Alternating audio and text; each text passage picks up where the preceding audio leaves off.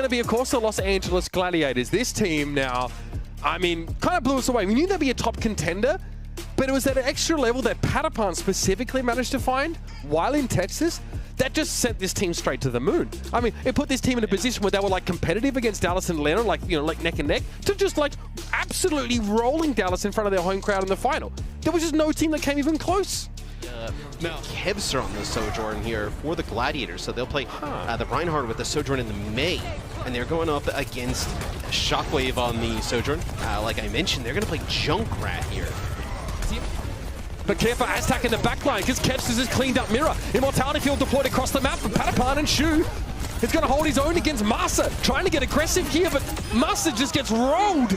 Shu, I mean, you're crazy if you're trying to do that to Shu. 99%. It's the overtime here for the Vancouver Titans as Kevster is felled. And who would have thought? Quite a competitive round here on Lijiang Tower between one of the bottom teams and the very top one in the Overwatch League. Right, I found Aztec somehow, and Aspire's going to get punched. I spoke too soon, surely not. How is this card crumbling down? You're right about hardpoint, Matt, because the bodies just keep getting thrown at the point of the Gladiators are the ones with the numbers advantage at the end. Shockwave now to be chased down. He already used the health pack. He's done. And the Clads are back in control. And you look at this, Patiphan has the Pulse Bomb. Could be a huge difference here. Is Shockwave just going to spawn? He's going to get back into this quite late. They're going to rely on Aspire to touch. Mirror giving Patiphan a bit of space here as that Pulse Bomb. He's itching to make some use of that. There it is, great connection on Mirror. He's going to have the Meteor Strike out of that. He's half HP when he's going to drop back down. He found Kevster though, straight through Shu's Immortality Field. He knew he'd destroy that immediately if he just dropped on top of it. And Kevster thought he was safe, rather, staying alive under it. That wasn't the case at all. Shu goes down, Mirror now needs to turn around. Discord Orb was thrown there on Reiner, and Mirror's able to avoid him for the time being. The brawl is good for the Vancouver Titans. This look with Mirror at Doomfist, it works, and they even things up on Leisha.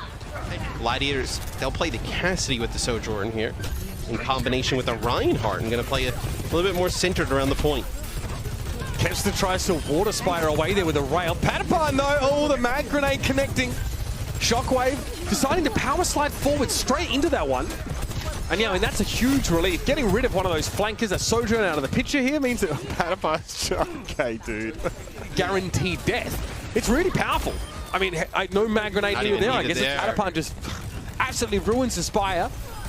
Well, a lot of good poke damage here. I mean, Vancouver aren't quick enough to sort of get out of those effective ranges, but a flank from, excuse me, Aztec just wraps around on his own and deals with Kevster while he was feeling his most powerful. I mean, this is still happening. There's still a fight to be had here. No take for the Titans really hurts them, and oh, Masa falls foul of Funny Astro. This has just been all-out chaos here in this first map. Okay, so Reiner's going to Fire Strike, going to get a speed boost here with a sound barrier, get right up into the mix. So that's kind of how you want to use that Reinhardt. Is he'll be able to connect with 3. That'll also charge up another shatter for him coming into potentially the final fight. So they get shut down. You know, so Kevster on this Tracer means Patiphan's on the Sojourn now. And an Earth Shatter for Reiner could be big. Honestly, you maybe just want to shatter Mirror if you can. And that's what they've done, but there's going to be a Transcendence immediate in play for Aztec. Reiner's overextended into an attempted follow-up, but the Immortality Field keeps him standing for a time. Will it be enough time, though? It looks like the answer is yes, because another amped Fire Strike deals with the Spire. And Kevster back on that Tracer, feeling comfortable, feeling fine, is able to come alive.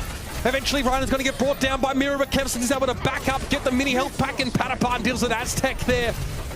And even with the power block, Mirror cannot stay alive. The Gladiators outlast the Titans, but, I mean, it's a bloody brawl.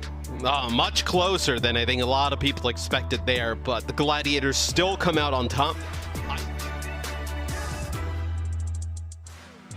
Every time we talked to the Gladiators over in Texas, at the kickoff clash, they said their biggest strength was their flexibility. They felt like they could really kind of play anything, and that puts them in good stead coming into a stage where we have a lot of changes here on the Overwatch 2 PvP beta, right, Matt?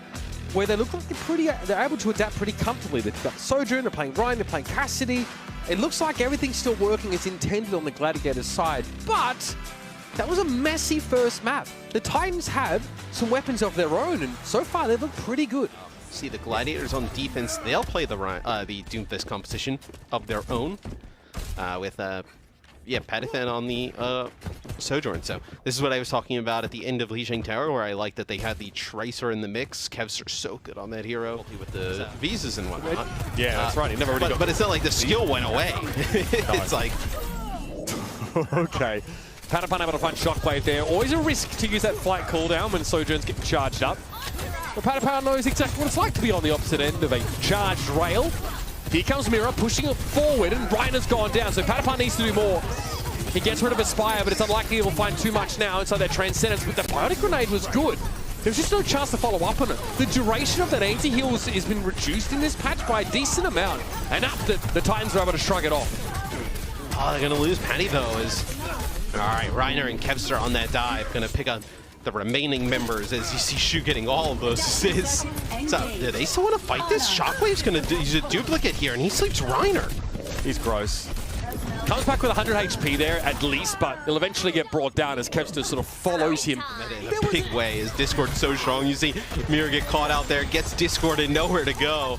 Almost 3 ticks as Aspire drops in instantly, just blown up. Shockwave tried to, combine with that dynamite, but it's not enough. Screws on the back lines, but if you can't get into these fights, and if you're just not present like Shockwave here with these sidelines, you're less than invisible.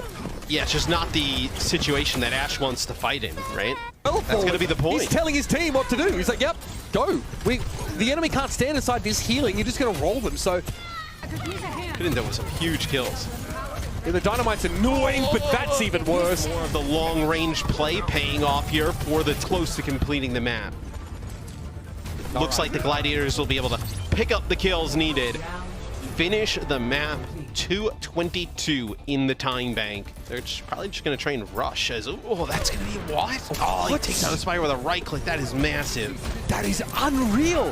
What a gigantic pick from Patiphan, making up for the fact that he was on the receiving end as the first pick when he was defending. Another little redemption arc in a series of them for Patiphan.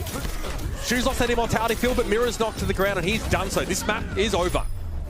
I mean, just like that, a right click from Patiphan seals the deal for the Gladiators.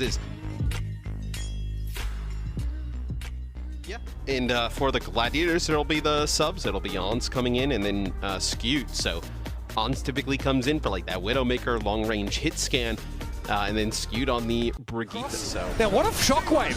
Are they ready for this Dragon Strike? Comes from a weird angle. It's definitely going to give his position away, but it doesn't claim any kills. Shu doesn't quite know where he needs to be with this trans. Oh my god, Aztec! He knows where he needs to be. My god, Air Matrix thrown up, and Shu's very first orb comes out and claims him a kill. That'll be that. Double sniper comp too strong for the Titans there as they are left scratching their heads. It's far from over here, but Kevster gets Shockwave. He wins that battle. Look at him, set up there. Proud as a pigeon on the high ground. Aztec falls to long-range pressure from Shu, and he looks like he's far from done. Ryder needs help, and Shu plunges into the enemy formation with that Transcendence up. The healing's going to be there, and Skewed gets involved once more. That's another series for the Los Angeles Gladiators with the Titans. I think they can be happy with this, even in a 3-0. It was a pretty close, like, as terms of 3-0s get, like, that is a close one. You can see, like, on the scoreline, right? Control, map 1 goes all the way down to the end where the Titans even looked like they had a lead at the end. Kings Row, very competitive. And then same here on Route 66. So just talk about a player of the match, though, here. A lot of chopping and changing, a lot of substitutions from the Gladiators players, but we're going to give it to Patiphan here for, again, some really important impacts, especially early in the series. The pick on Kings Row is the one that really stands out to me, but this guy's picking up, hit scan duty alongside Kevster in some situations, right? We've seen him on Sojourn when Kevster switches back off. He showed us a bunch of different looks here.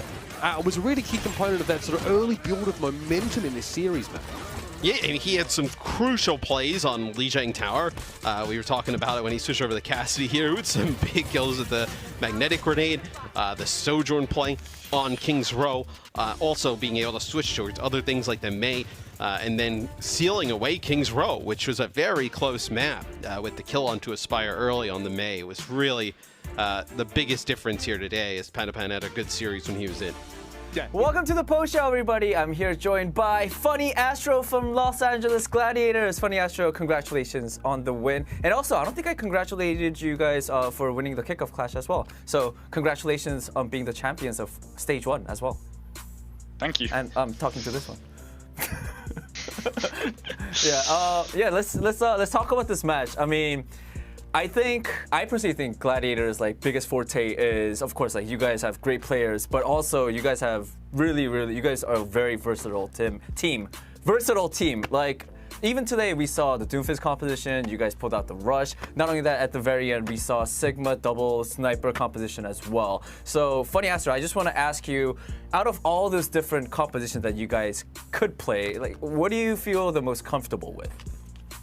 I think we're comfortable just swapping. We're really flexible and we're not scared to just pick random heroes and change to whatever we feel like will work.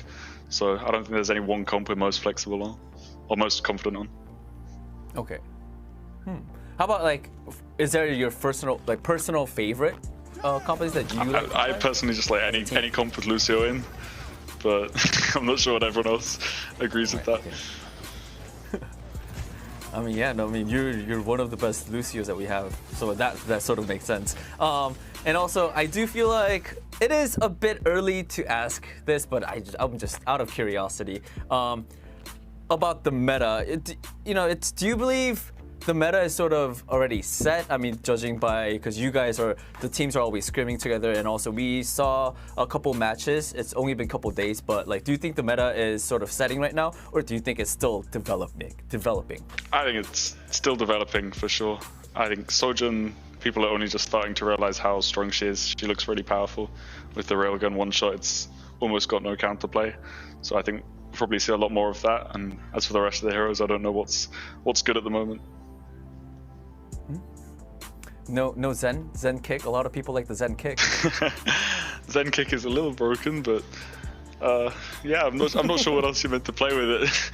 As long as you got Zen and Sojin, I think you're good. All right. Well, interesting. All right, Funny Astro, thank you so much for your time, and again, big congratulations on the win, and hope to talk to you again soon, bro. Great. Thanks for having me.